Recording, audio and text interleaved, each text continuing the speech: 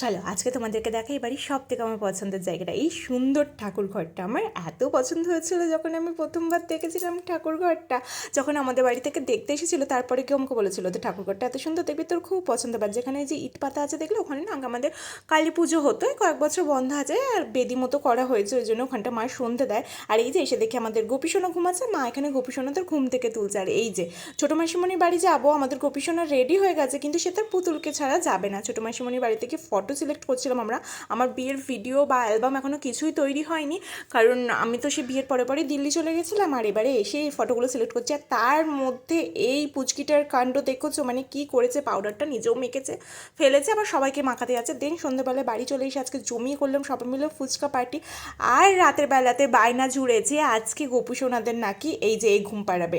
আমার মা মানে শাশুড়ি মা কত যে বোঝানোর চেষ্টা করলো, কিছুতেই বুঝবে না, কি যে জেদ হয়েছে। চলো ও তাহলে ঘুম পাড়াক, আমি তাহলে আসি।